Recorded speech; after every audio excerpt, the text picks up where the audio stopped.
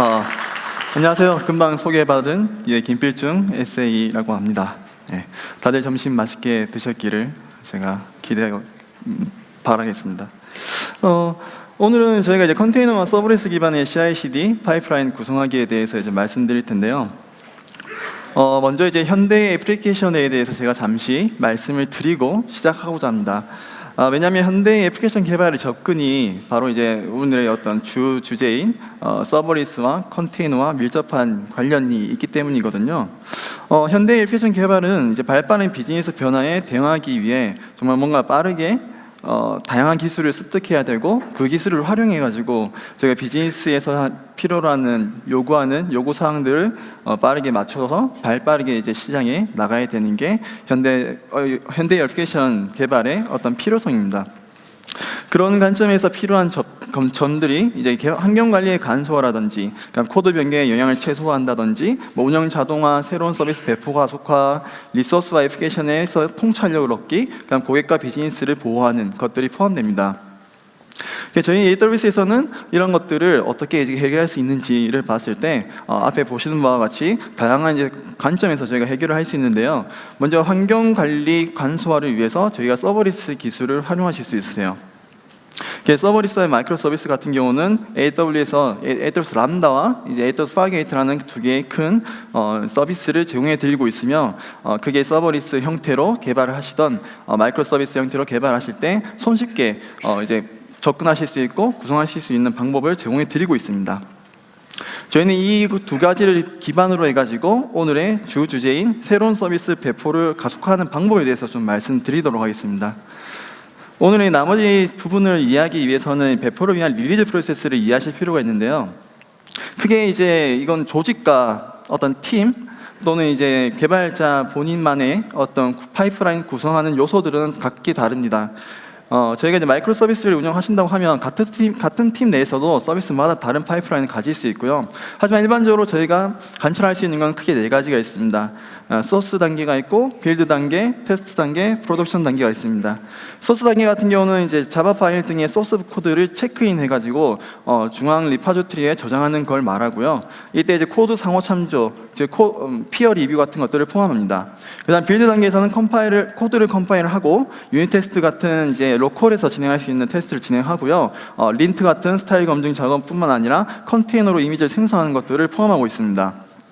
그 다음 단계인 테스트 단계는 실제 유닛 테스트와 같은 로컬 테스트가 아니라 이제 다른 타 시스템과의 통합 테스트를 진행하는 부분입니다. 이 단계에서는 부하 테스트도 진행될 수 있고요. UI 테스트라든지 보안 테스트 등이 진행될 수 있습니다. 마지막으로 프로덕션 같은 경우는 실제 우리가 운영 중에 있는 환경의 어떤 호스트라든지 그런 쪽으로 저희의 최종 결과물을 실제로 배포하는 단계입니다.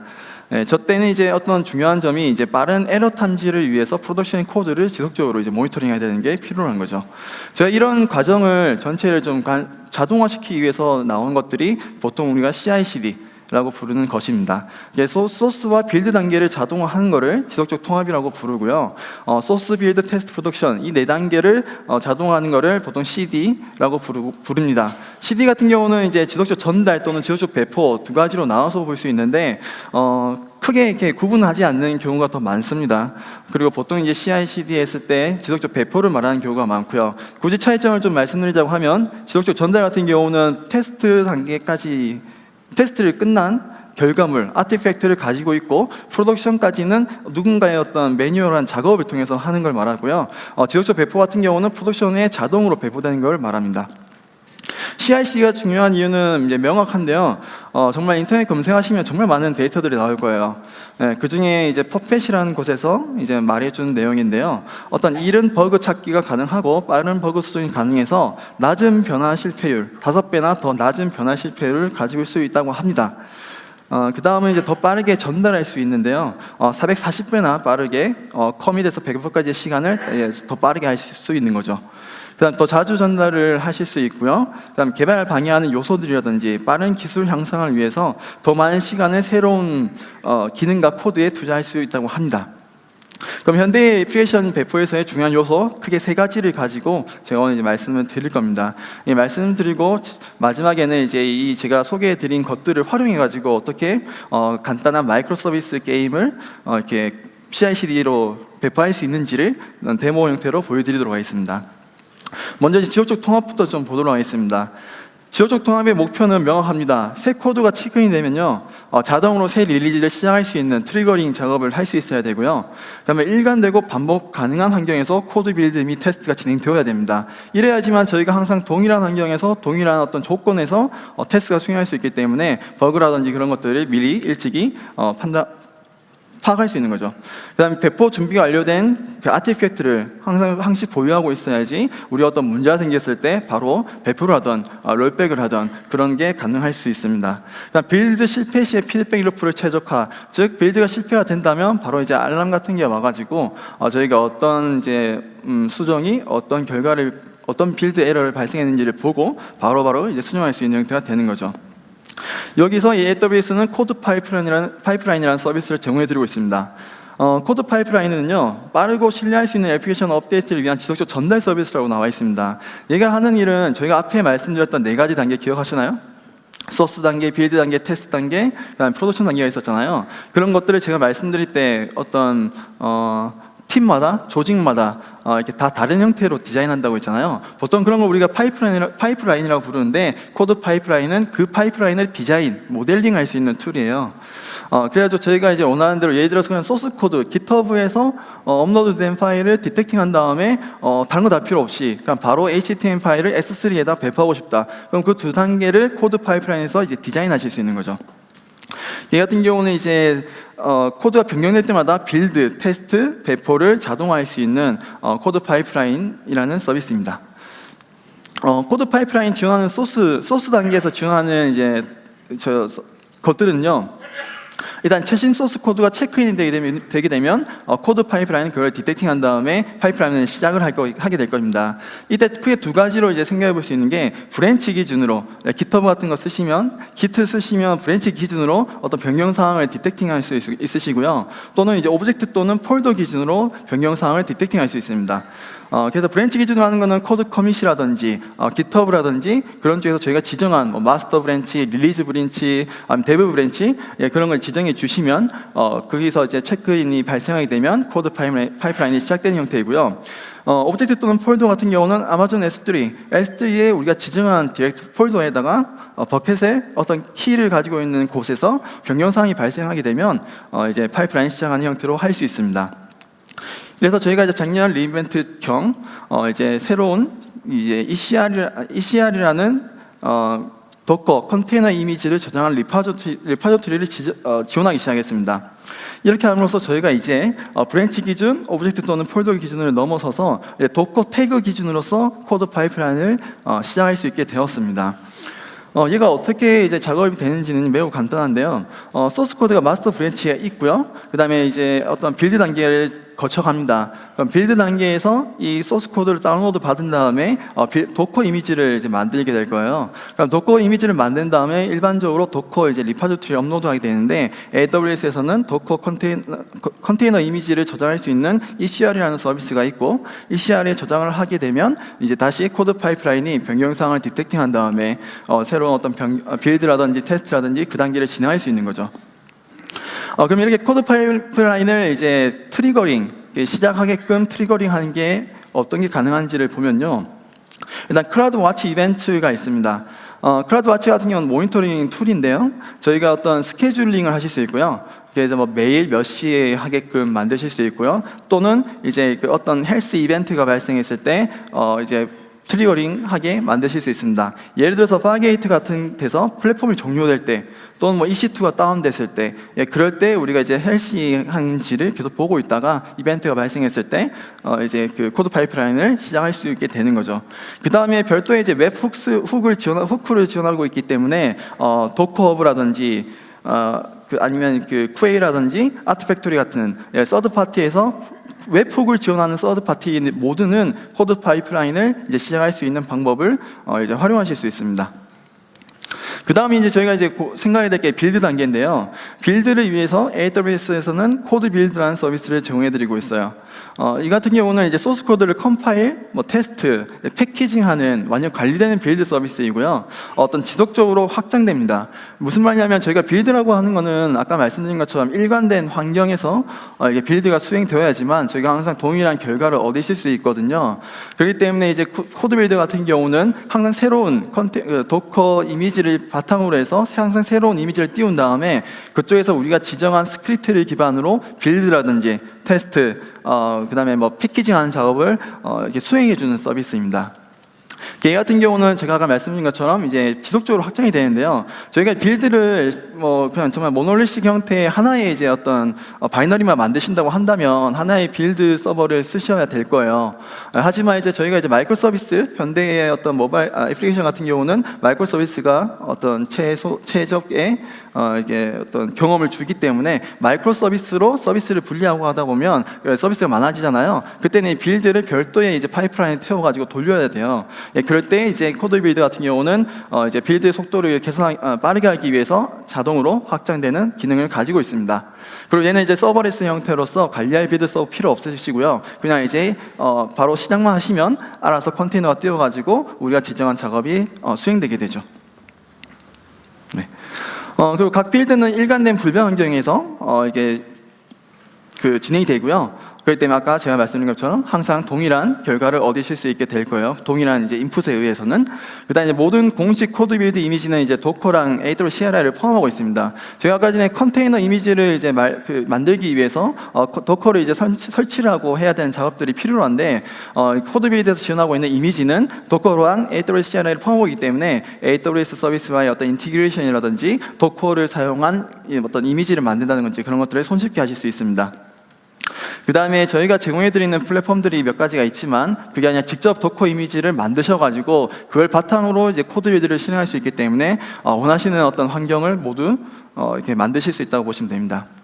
일반적으로 코드 빌드에서 이제 람다 서버리스를 대표하는 어떤 람다를 빌드하기 위한 이제 선언문인데요. 코드 빌드 같은 경우는 빌드 스펙이란 저희가 이제 지정한 대로 자기가 이제 명령을 수행해 가지고 빌드 테스트 패키징을 해주는데요. 앞에 보시는 것처럼 이제 빌드 페이지에 커맨드라는 거에 제가 이제 몇 가지를 넣어놨어요. npm CI로 이제 디펜던시를 설치를 하고요. npm 테스트로 테스트를 수행하고요. 그 다음에 이제 AWS 클라우드 포메이션 패키지를 통해 가지고 람다를 배포할 수 있는 클라우드 포메이션 템플릿을 생성하게 됩니다.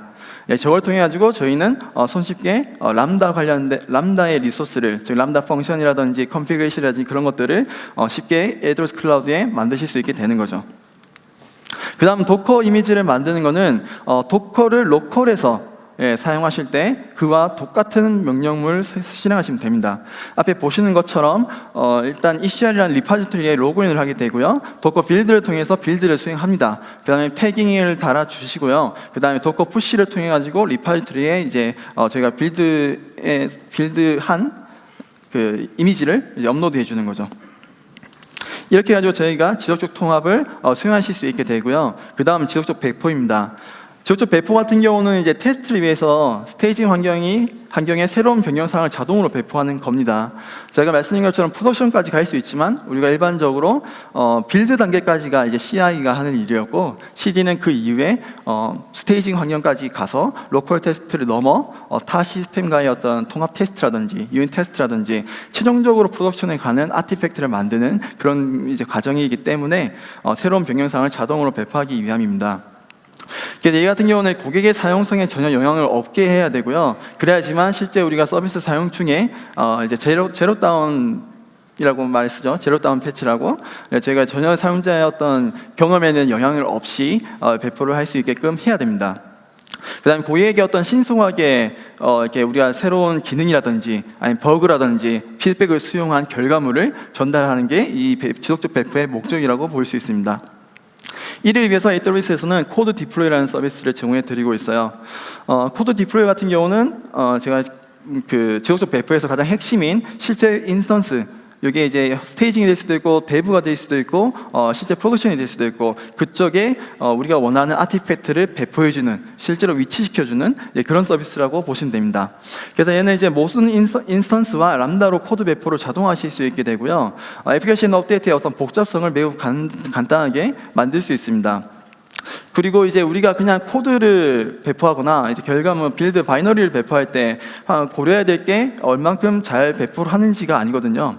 얼만큼 잘 배포한다는 말은 우리가 지정한 어떤 자바 파일이라든지 아니면 어떤 패키지 파일이 어떤 위치에 가는데 디펜던시를 다 가지고 있어야 되며 테스트 다 수행한 결과여야 된다. 이런 것보다 더 중요한 거는 다운타임, 에러가 발생했을 때 배포를 했는데 프로덕션에 갔을 때 에러가 발생할 확률은 꽤나 높습니다. 물론 우리가 스테이징에서 모든 테스트 다 수행하고 하지만 프로덕션은 항상 이게 신비로운 것이죠.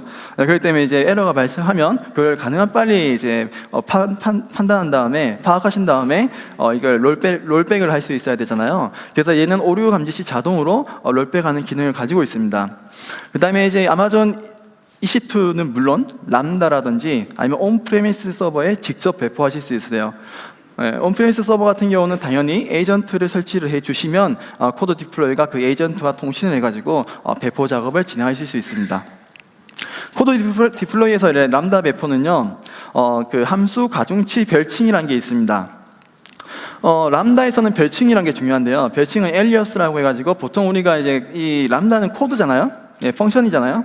펑션은 이제 코드로 이루어져 있고요. 우리가 코드를 체크인할 때 기트를 사용하실 때도 마찬가지지만 이제 그 브랜치를 별도로 만들기도 하고 거기다 이제 별칭 같은 그 태그를 따로 주기도 합니다.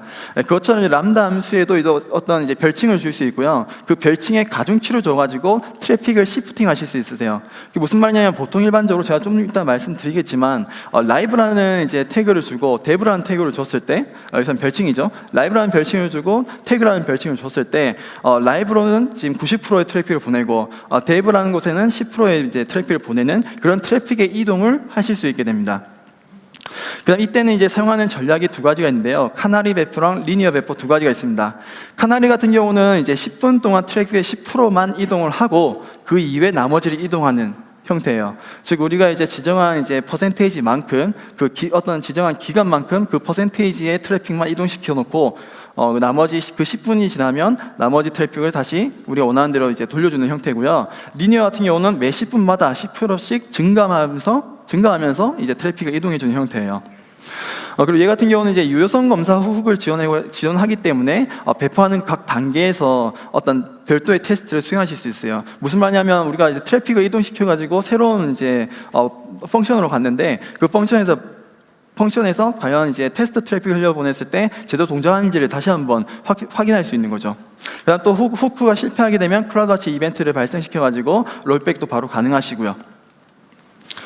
람다 배포를 사용하실 때 이제 서버리스 이제 애플리케이션 템플릿에서 바로 활성화하실 수 있으시고요. 보시면 디플로이먼트 프리퍼런스를 해서 타입이 카나리로 10%를 10분 동안 하게끔 되어 있습니다. 그 다음에 이제 에러 알람이라고 해서 에러 알람이 발생했을 때 우리가 이제 롤백을 할 수 있게끔 알려줬고요. 후킹을 별도로 있어가지고 트래픽이 변경되기 전에 별도의 우리가 이제 람다 함수를 호출해가지고 테스트하는 작업을 수행하도록 만드실 수 있습니다. 람다 카나리 배포를 좀 더 이게 시각적으로 좀 보여드리겠습니다. API 게이트웨이가 앞에 있고요. 람다 함수 가중치 별칭이 붙은 별칭 라이브가 붙은 게 앞에 있습니다. 그다음에 버전 1의 람다 함수 코드가 있고요. 지금 현재로는 100%의 이제 트래픽이 버전 1으로 다 가고 있는 형태죠. 이때 우리가 이제 트래픽 그 디플로이를 진행합니다. 카나리 배포를 진행합니다. 그럼 트래픽을 받기 전에 버전 2 코드에 후크를 동작시킵니다. 이때 후크는 아까 말씀드린 것처럼 뭐 테스트 트래픽을 보내셔도 되고요. 아니면 거기서 보통 테스트 트래픽이란 게 이런 거예요. 어떤 특정 API를 호출했을 때, 아니면 그 펑션을 호출했을 때 200의 스테이터스 값이 오는지, 아니면 우리가 뭐 기대하는 뭐 OK라는 어떤 기대 값이 오는지를 보는 겁니다. 이렇게 이제 후크를 동작한 다음에 그게 성공이 되면 10분을 기다리고 10%의 트래픽만 버전 2로 보낸 다음에 이제 10분을 기다리게 되는 거죠. 그 다음 알람 발생 시 당연히 롤백이 되고요. 최종적으로 10분이 지나면 배포 완료가 돼가지고 버전 2의 코드로 100%의 이제 트래픽이 들어가게 됩니다. 코드 디플로이에서 이제 파게이트와 일라스틱 컨테이너 서비스 ECS로 블루그린 배포를 지원합니다.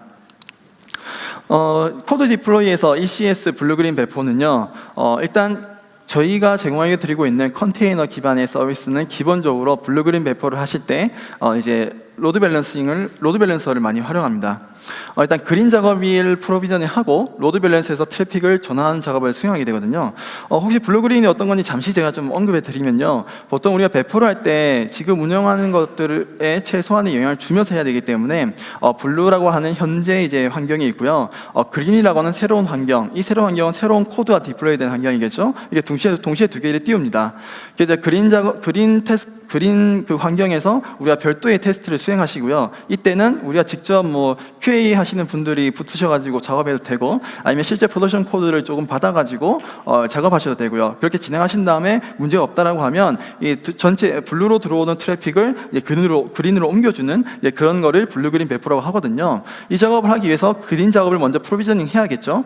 저희는 지금 ECS를 말하기 때문에 ECS는 저희가 태스크라고 하는 작업의 단위로 어떤 컨테이너를 띄웁니다. 그래서 그린 작업, 새로운 버전업이 된 그린 작업을 프로비저닝 하시고 로드 밸런서에서 트래픽을 그린 작업으로 돌아가게끔 이제 전환을 시켜줘야겠죠. 이때 유효성 검사 후기 있어가지고 배포 각 단계에서 테스트를 여전히 수행하실 수 있고요. 후쿠 실패는 당연히 롤백하실 수 있는 방법을 제공해 드리고 있고요. 배포 상태 및 기록은 콘솔이랑 API, SNS 알림, 클라우드 같이 이벤트로 모니터링을 계속적으로 하실 수 있습니다. 네.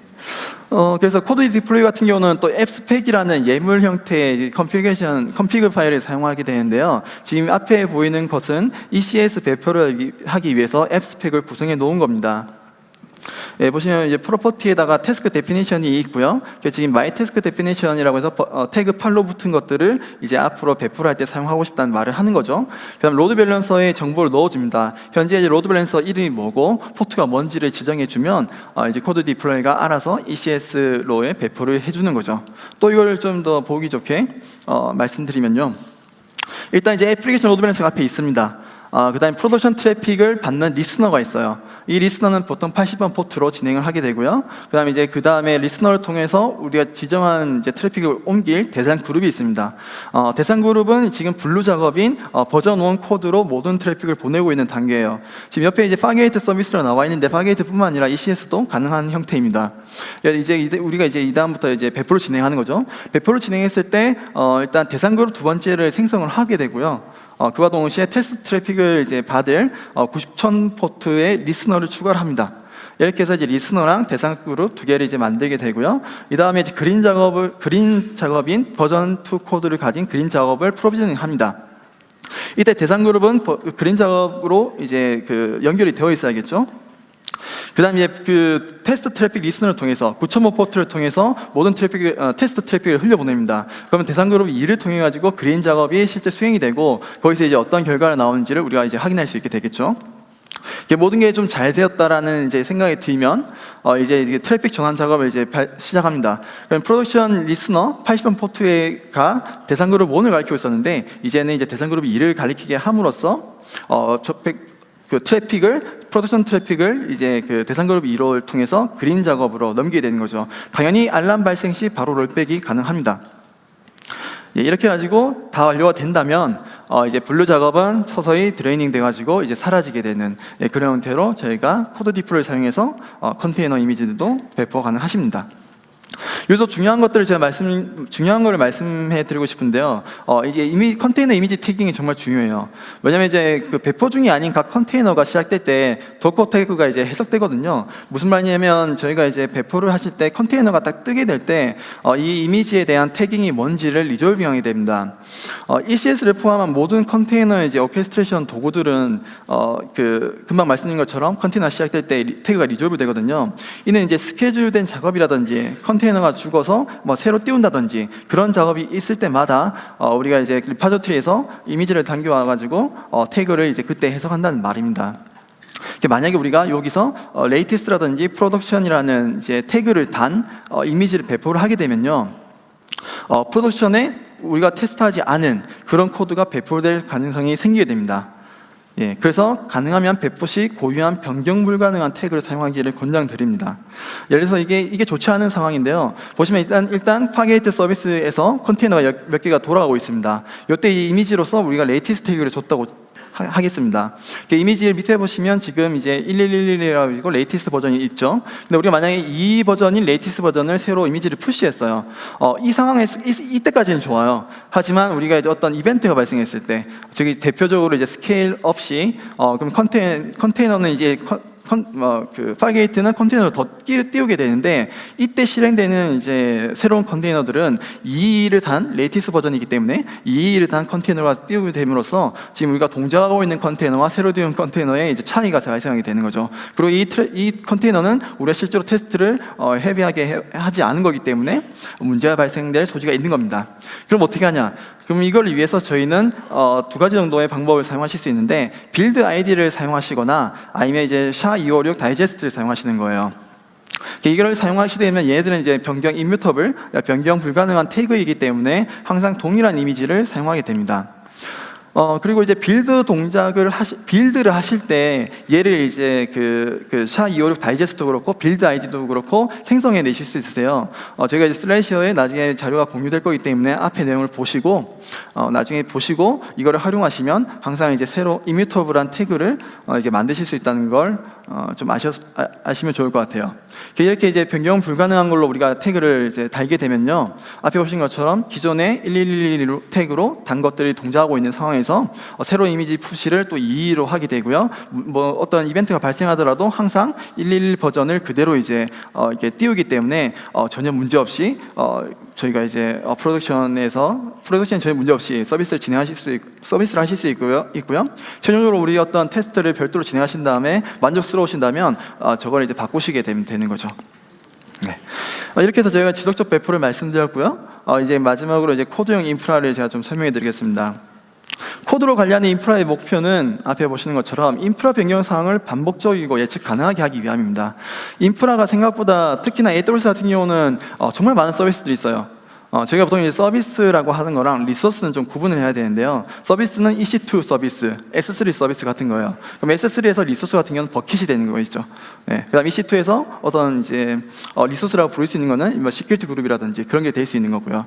이렇게 리소스로 따지면 정말 더 많은 것들을 저희가 이제 관리를 하셔야 되거든요. 그런 것들을 하기 위해서 콘솔로 들어가신 다음에 항상 이제 반복적인 어떤 노가다성 클릭을 하게 된다면 실제로 이제 휴먼 에러가 발생할 가능성이 높고요. 그 다음에 이제 좀 지루해지죠. 그렇기 때문에 인프라스트럭처 자체를 코드로 관리하게 되면 어떤 반복적인 것들을 최소화하실 수 있고요. 그 다음에 예측 가능하게, 즉 우리가 린트 같은 스태틱 어널리시스를 통해서 이게 지금 정상적으로 배포가 될 것이라는 확신을 얻으실 수 있고, 그대로 배포를 하게 되면 우리가 정말 확신을 가진 대로 배포가 된다는 걸 이제 아실 수 있게 될 거예요. 그래서 코드 변경과 동일한 도구를 사용해서 인프라 변경 사항을 계속적으로 릴리즈하실 수 있고요. 스테이지 단계에서 프로덕션 단계를 복제하여 지속적인 테스트를 가능하게 합니다. 또 다른 활용법은 우리가 실제로 그런 게 있었어요. 고객분 중에서 지금 이 버전이 예를 들어서 버전 10인데 버전 7에서의 발생했던 문제에 대해서 어떤 고객이 클레임이 그런 거죠. 그때 내가 했을 때 얼마 손해를 봤으니까 물러나달라. 하지만 우리는 그거를 이제 증명할 수 없습니다. 그렇기 때문에 그럴 때 이제 코드로 인프라를 관리하셨으면 버전 7의 인프라를 다시 재구성하셔가지고 다시 한번 테스트를 해보실 수 있는 그런 형태로 이제 활용도 가능하십니다. 이때 이제 일반적으로 저희가 이제 지속적인 테스트라고 했을 때 계속 제가 이제 아티팩트 테스트를 말씀드렸었어요. 대표적으로 유닛 테스트, 정적 분석 이런 것들을 계속 말씀드렸잖아요. 또는 이제 목업 의존성을 이제 환경에 이제 녹여내 가지고 테스트하는 것도 있었고요. 하지만 그보다 좀 더 중요한 게 이제 환경에 대한 검증이거든요. 빌드 단계에서 이제 아티팩트 검증은 끝내고 테스트 단계에서 이제 환경 검증을 하게 되는데 실제 의존성 및 실제 환경에 대한 통합 테스트를 이때 진행하게 됩니다. 그래서 부하 테스트, 침투 테스트 이런 것들을 이제 진행하게 됩니다. 이때 이제 마이크로 서비스가 특히나 많을 때는 각각은 이제 서로 커뮤니케이션 해야 되기 때문에 어떤 디펜던시라든지 그런 부분에 대해서 좀 많이 고민하시고 테스트를 해주셔야 되거든요. 그래서 이제 IAC를 활용하시면 인프라스트럭처 에즈 코드로 관리하는 인프라를 활용하시면 이 릴리즈 단계를 앞에 보시는 것과 같이 파이프라인으로 구성한 다음에 진행하실 수 있어요. 먼저 소스 단계에서는 당연히 코드이기 때문에 기존의 Git과 같은 이제 리파지토리에 이제 저장을 하시고요. 그 다음에 저장이 됨과 동시에 이제 트리거링 돼가지고 이 앞에 보이는 파이프라인이 진행이 되는 거죠. 그 다음 단계로 이제 빌드 단계에서는 템플릿 준비하는 단계입니다. 실제로 이거 앞에 보시는 거는 제가 이제 어떤 코드를 GitHub 같은 데 올린 다음에 빌드를 수행하고 그걸 적용하고 그런 데서도 활용할 수 있지만 우리 애플리케이션 배포하는 그 파이프라인에서 인프라를 배포하는 영역을 넣어가지고 앞에 보이는 걸 그대로 적용하실 수 있거든요. 그렇게 함으로써 하나의 어떤 애플리케이션 또는 서비스 파이프라인에서 인프라 구성까지 다 포함해서 하실 수 있게 되는 거죠. 그럼 이제 서버리스에서 이런 IAC 방법을 도입하기 위해서 활용할 수 있는 도구가 이제 SAM이라는 게 있습니다. 예, 서버리스 애플리케이션 모델이라고 부르는 거고요. 클라우드 포메이션은 제가 알고 있을 거라 생각이 들어요. 클라우드 포메이션은 꽤나 오래전에 나와가지고 간단하게 말씀드리면 이제 얘도 이제 템플릿이라고 하는 텍스트 파일로 예물 또는 제이슨으로 되어 있는 템플릿을 구성하게 되고요. 이때 우리가 필요한 리소스에 대한 정보를 쭉 넣습니다. 예, 이게 어떤 명세서를 작성하는 거죠. 그 명세서를 작성한 다음에 클라우드 포메이션에서 스택이라는 걸로 이제 업로드를 하게 되면 거기 적혀 있는 대로 리소스를 만들어주는 게 클라우드 포메이션이거든요. 근데 이제 기존에 좀 가지고 있던 몇 가지 불편한 점 중에 하나가 서버리스 같은 경우는 정말 좀 제가 손쉽게 개발하고 손쉽게 배포하고 좀 발빠르게 이제 시장에 진출하기 위해서 사용하는데 클라우드 포메이션을 사용했을 때는 그 클라우드 포메이션 템플릿 작성하는데 시간이 많이 든다는 거죠. 생각보다 좀 써야 될 게 많아요. 그래서 이제 나온 게 SAM이고요. SAM은 어떤 축약 버전이라고, 약식 버전이라고 보시면 좋습니다. 그래서 얘 같은 경우는 제가 다음 페이지에 보여드리겠지만 서버리스의 대표적인 람다, API 게이트웨이, 다이나모DB 이런 류의 리소스를 정말 간단하게 이렇게 선언해가지고 바로 활용하실 수 있는 서비스예요. 툴이에요. 얘 같은 경우는 이제 클라우드 포메이션이랑 100% 호환되기 때문에 리소스 타입을 모두 지원하고 있고요. 앞에 보이는 거와 같이 생겼습니다. 예, 보면 이제 리소스라고 해가지고 get 펑션이라는 걸 제가 이름을 줬고요. get 펑션의 이름은 타입은 이제 람다 펑션입니다. 그 다음에 이제 프로퍼티로 가장 중요한 꼭 필요한 내용인 핸들러라든지 런타임이라든지 코드 URI라든지 그런 것들 넣어주게 되고요. 어떤 이벤트 연결 자체도 API로 지정하게 되면 API 게이트웨이가 생성돼 가지고 그 API 게이트웨이는 밑에 보이는 것처럼 패스가 있죠. 이 패스 기반으로 이제 생성돼 가지고 API 게이트웨이가 위에 저희가 선언한 람다를 연결하는 것까지 자동으로 만들어주는 거죠. 그러니까 밑에 보시면 테이블이라는 게 있는데요. 테이블 같은 경우는 DynamoDB 테이블을 하나 만들어주는 겁니다. 이렇게 함수 테이블 이벤트를 표현하는 약식 구문을 이제 SAM이라고 부르고요. 이 18줄의 SAM 구문으로 밑에 보이는 람다 함수, API 게이트웨이, DynamoDB. 그 다음에 저희가 실제로 좀 간과하고 있는, 그걸 솔직히 할 때마다 좀 이거 꼭 너무 귀찮아라고 할 수 있는 이제 IAM 역할까지 모두 자동으로 만들어줍니다. SAM 같은 경우는 이제 CLI를 제공해 드리고 있고요. CLI를 통해 가지고 저희가 어떤 이제 금방 서버리스 형태 개발에서 필요한 많은 것들을 할 수 있는데 대표적으로 배포하는 거, 람다 함수를 이제 작성했다가 이거를 실제로 람다 펑션으로 AWS 람다에서 업로드를 해가지고 펑션을 만드는 그 배포라든지 아니면 로컬에서 빌드하는 거라든지 아니면 패키징하는 거 그런 것들을 해주는 이제 CLI 도구가 있었거든요. 거기에서 이제 SAM 빌드라는 명령이 추가됐습니다. 예, SAM 빌드를 통해 가지고 얘는 이제 실제로 파이썬을 런타임으로 사용하시는 분들한테 좀 필요한 건데요. 파이썬 함수를 이제 패키징 하는데 어떤 네이티브 디펜던시라든지 아니면 네이티브 익스텐션 그런 것들이 있을 때 걔를 이제 로컬에서 이제 빌드를 해가지고 람다 환경에서 잘 돌아갈 수 있게끔 이제 패키징 해주는 그런 기능을 가지고 있습니다. 얘는 이제 의존성을 직접 찾아주거든요. 보통 우리가 이제 파이썬 개발하실 때 requirement.txt 파일 같은 이제 매니페스트 파일을 자기가 찾아가지고 거기서 필요한 이제 그 라이브러리 어떤 종속성들을 자기가 알아서 이제 파악한 다음에 패키징 그 빌드를 해줍니다. 그 다음으로는 AWS CDK가 있습니다. 이거는 지금 개발자 미리 보기 단계이고요. 실제로 개발 조금 하신 분들 또는 오퍼레이션 하시는 분 중에서도 그냥 단순한 쉘 스크립트를 쓰실 수 있고 그런 분들한테 매우 훌륭한 좋은 도구예요. 그럼 앞에 제가 말씀드린 SAM 같은 경우는 서버리스 형태를 위해서 나온 서비스라고 보시면 이 CDK는 컨테이너를 위해서 잘 활용할 수 있는 서비스라고 보시면 됩니다. 얘는 일단 오픈소스 프레임워크이고요. 타입스크립트로 클라우드 인프라를 정의하는 오픈소스 프레임워크예요. 얘는 이제 고수준 리소스 타입이라고 해가지고 이제 컨스트럭트라는 클래스가 있거든요. 예를 들어서 우리가 이제 VPC, EC2 이런 거에 대한 클래스가 있어가지고 그거를 이제 새로 인스턴스 그 VPC라는 거를 생성할 때 최소한의 정보, 뭐 VPC 네임이라든지 CIDR, 뭐 서브넷 정보들만 넣어주게 되면 나머지는 자기가 다 알아서 AWS 베스트 프랙티스에 맞춰가지고 생성해 줍니다.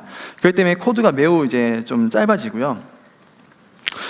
그리고 이 리소스는 클라우드 포메이션으로 이제 준비되거든요. 무슨 말이냐고 하면 정확하게 CDK는 어떻게 보면 이제 우리가 지정한 코드를 클라우드 포메이션으로 이제 컴파일 해주는 도구라고 보시면 좀 좋으실 것 같아요. 얘가 이제 동작하는 방식은 앞에 보시는 것처럼 CDK 애플리케이션 하나 만들게 되고요. 그 애플리케이션 내에서 스택이라고 하는 걸 이제 생성하게 될 거예요. 이 스택이란 건 전부 다 코드로 생성하시는 거예요. 그래서 코드로 스택을 만든 다음에 그 밑에 이제 컨스트럭터 해가지고 우리가 필요한 리소스들을 딱딱딱 정의하게 되면 얘가 이제 클라우드 포메이션 템플릿으로 바뀌어가지고 클라우드 포메이션을 통해 가지고 실제 리소스가 프로비저닝 되는 형태입니다. 이렇게 앞에 보이는 게 이제 그 타입스크립트로 만들어진 CDK 템플릿이고요. 저희 이제 데모에서 템플릿입니다. 지금 보시면 이제 색깔이 칠해져 있는 걸 보시면요, VPC를 만들게 돼요. EC2.VPC 네트워크를 해가지고 myVPC라는 이름을 주게 되고 최대 에이지를 2개로 지정했습니다. 지금 저 한 줄만 입력했는데도 VPC, 그럼 서브넷, 그럼 보안그룹, IGW, 인텔 게이트웨이, NAT 게이트웨이, 라우트 테이블 이런 것들을 모두 만들어주게 됩니다. 그 만드는 기준은 아까 제가 말씀드린 것처럼 AWS가 말씀드리는 베스트 프랙티스 기반으로 해가지고 만들어 드리게 되고요. 그러면 사용자는 당장 바로 사용할 수 있게 되는 거죠. 네. 그리고 당연히 그 파라미터를 더 이제 확장시켜가지고 우리가 원하는 만큼 커스터마이징도 당연히 가능하시고요. 그러니까 그 밑에를 보시면 ECS 로드 밸런스 프라게이트 서비스라고 되어 있잖아요. 저 하이 고수준의 이제 클래스를 통해 가지고 우리는 ECS 서비스, 그다음 ECS 작업 정의, 그다음에 ALB, 아까 리스너 규칙, 대상 그룹, 라우터 523, 그 별칭 레코드까지 모두 한 번에 만들어 주게 됩니다.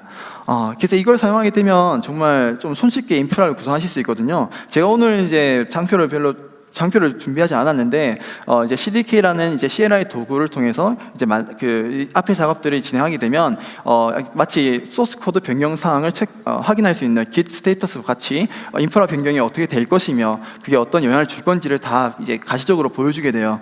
그렇기 때문에 좀 더 쉽게 이제 만드실 수 있다는 거. 이 22줄의 타입스크립트 코드로 400줄 넘는 클라우드 포메이션 템플릿을 생성할 수 있다고 합니다.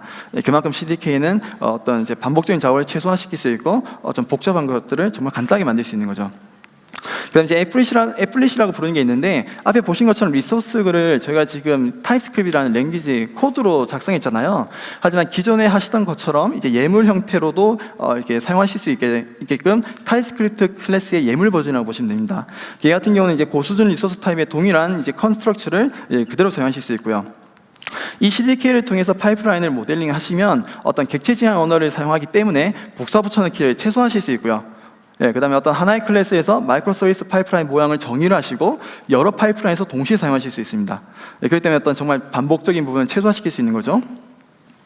특히나 이제 IAM 역할 같은 경우는 모두 자동으로 이제 자기가 알아서 구성해주기 때문에 제가 아까 말씀드렸던 약간 이제 불편할 수 있는, 귀찮을 수 있는 그런 부분을 최소화하실 수 있게 됩니다. 그래서 이 앞에 보이는 거는 컨스트럭트라고 제가 이제 하나 정의를 해놓은 거고요.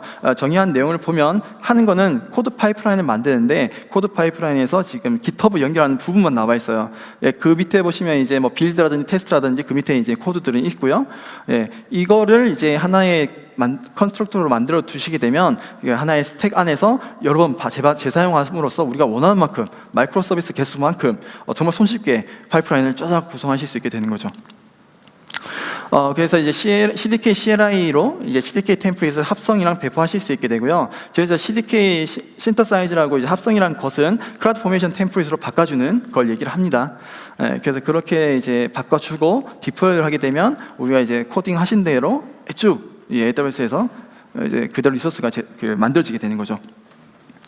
그러면 제가 이제 그 데모를 좀 보여드리겠습니다. 저희 데모를 위해서 강승욱 솔루션스 아키텍트를 좀 초대해가지고 저희 데모를 좀 진행할게요. 안녕하세요. 이번 데모를 맡게 된 솔루션스 아키텍트 강승욱입니다.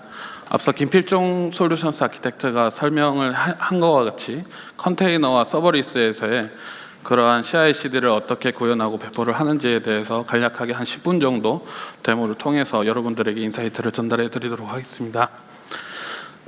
제가 구성한 서비스는 간략하게 웹에서 구동되는 카드형 퀴즈 서비스입니다. 그리고 더불어서 슬랙에서 동작하는 대화형 퀴즈 서비스까지 구현을 하였는데요.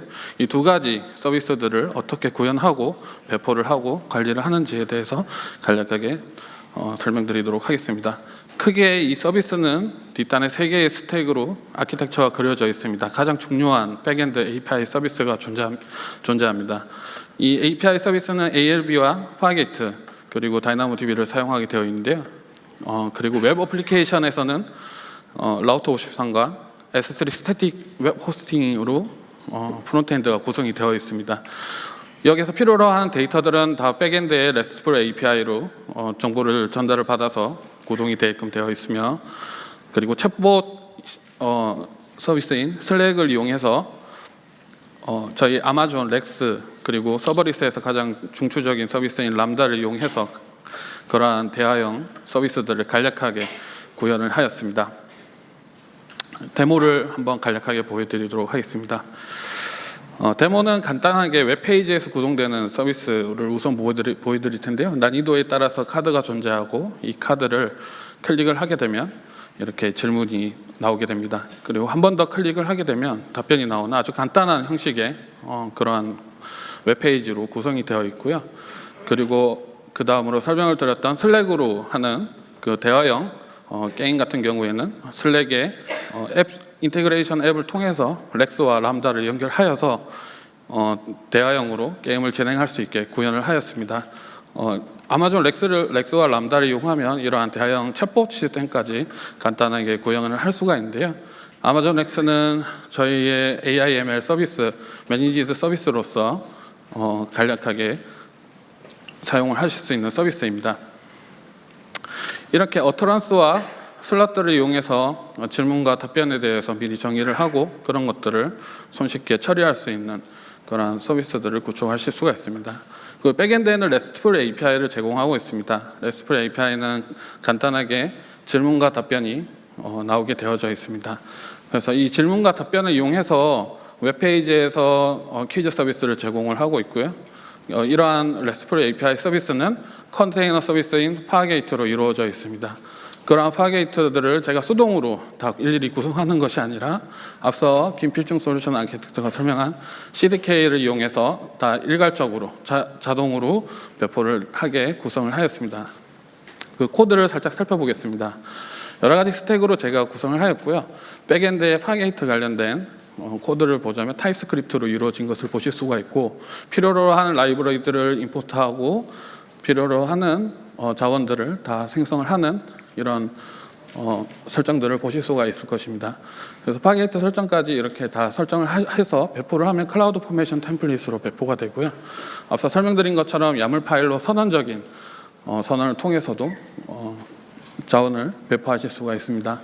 이러한 코드들을 이용해서 CDK 디플로이를 하게 되면 CDK에 작성된 코드들이 클라우드 포메이션으로 자동으로 배포가 되고, 클라우드 포메이션이 배포가 됐을 때 이렇게 스택들이 나오게 됩니다.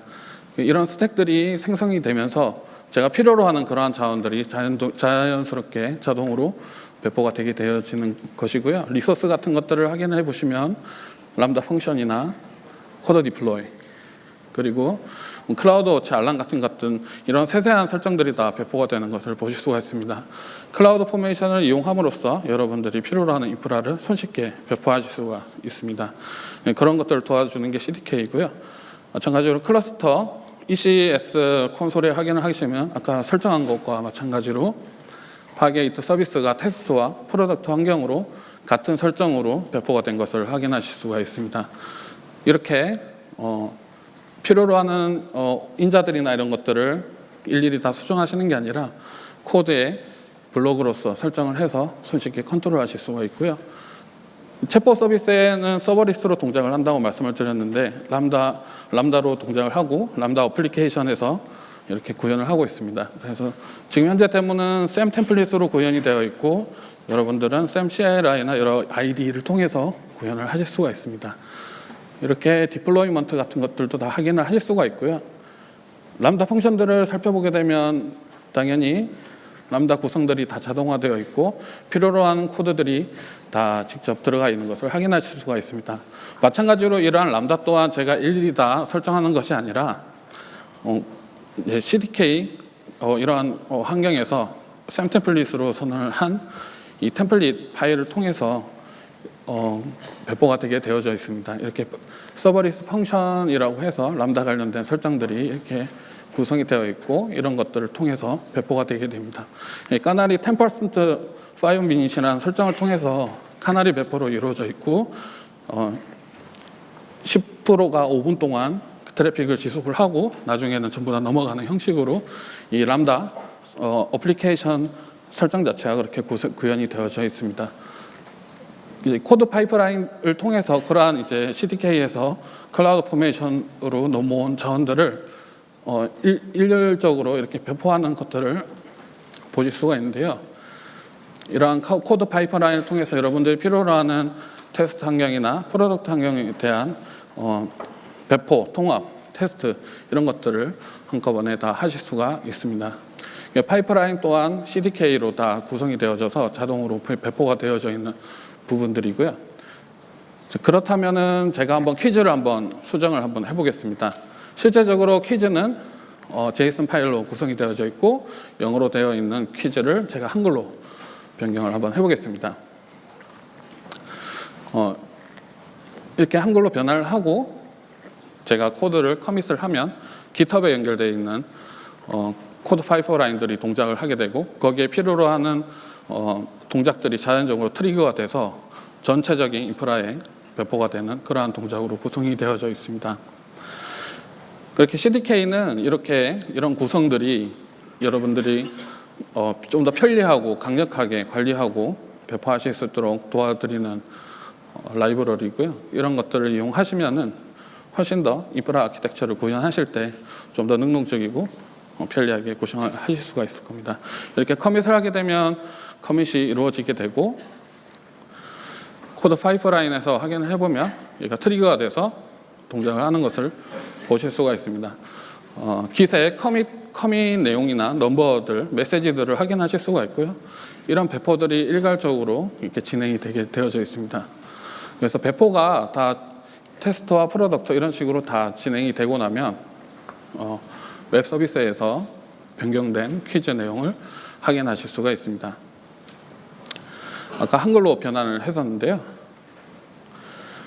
퀴즈 내용을 누르면 이렇게 한글로 변환된 모습들을 보실 수가 있습니다. 이렇게 여러분들이 서비스를 개발을 하실 때 그런 코드 레벨에서의 인프라를 손쉽게 관리하시고 배포를 하실 때 좀 더 편리하게 활용을 하실 수 있을 것입니다. 이렇게 제가 서브리스와 컨테이너에 대해서 CI/CD를 어떻게 구축할 수 있는지에 대해서 간략한 데모를 보여드렸습니다. 그렇다면 김필청 솔루션스 아키텍트에게 다시 마이크를 넘기도록 하겠습니다. 예, 그 데모 잘 보셨나요? 저희가 이제 크게 지금 보여드렸던 것처럼 세 가지 그 백엔드 서비스가 있었고 이제 챗봇이랑 웹 애플리케이션이 있었어요. 그 챗봇이랑 웹 애플리케이션 두 가지의 이제 인터페이스를 통해 가지고 이제 백엔드 API랑 계속 통신하면서 저희가 이제 이게 게임을 진행하는 이제 데모였고요. 양쪽에 이제 스택은 이제 별도의 우리가 지금 왼쪽에 웹 애플리케이션 같은 경우는 백엔드 같은 경우는 이제 컨테이너로 되어 있고 챗봇 같은 경우는 지금 서버리스 형태로 되어 있잖아요. 그 이제 두 가지의 별도의 파이프라인을 구성하는 것과 그 내에 필요한 모든 리소스들을 CDK로 정의를 한 다음에 저희가 이제 CDK에서 디플로이를 통해 가지고 바로 모든 걸 이제 만든 거고요. 몇 가지 좀 기억하실 거는 이제 백엔드 API 서버 같은 것들을 업데이트 하실 때 보면 파이프라인에서 우리가 소스 코드를 지정하는 영역 제일 첫 단계잖아요. 그때 이제 GitHub랑 이제 그 ECR 리파지토리 두 개가 같이 있었어요.